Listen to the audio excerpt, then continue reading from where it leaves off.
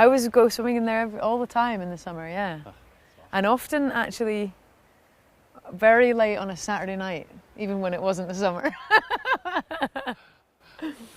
Yeah, we actually had a really, I mean, you know, I'm obviously really into my environmental issues, and a few New Years ago we had a New Year party on the beach and had a campfire, and it was warm enough not to wear a coat, and we were just thinking, this is really weird because you shouldn't be able to do that. But it's fantastic, a fantastic place just to come as a kid. And did you have a hard time leaving this place? Or are you just ready?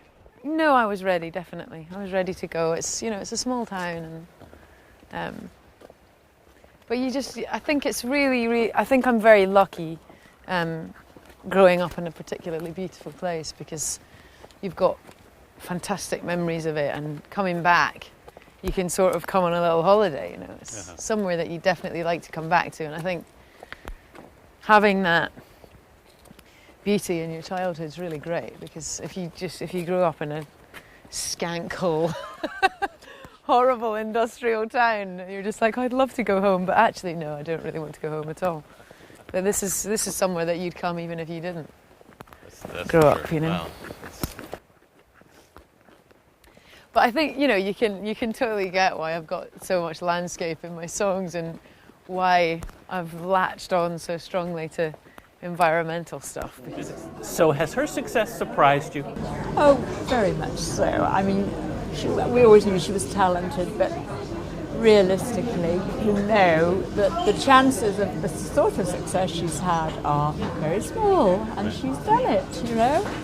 She's that exceptional person that's managed it. The golden finger from the sky. But when I look back, you know, we should have. I can see how she's reached this stage when I look back, but it was hard when you were in the midst of it to think she would come right out of the... So you had your doubts, is what you're saying? Well, I'm a realist, and I knew that the percentage chance of success was very small. And I'm not at all. I'm not a realist. No. And there was 8 years in the struggle. Yeah. It's a long time. Yeah, it was. It was hard. It was hard on the family. And what were you saying? What were you saying to her as she was going through this?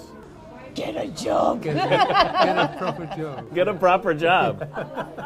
So is it strange to read about your daughter and see her in the newspapers? And Great fun. it's fun. Marvellous fun. And one of the big things I remember was when she did the breakthrough on the Jules Holland programme. And Rosemary and I were sitting there watching her, having spent 7 years saying, get a proper job.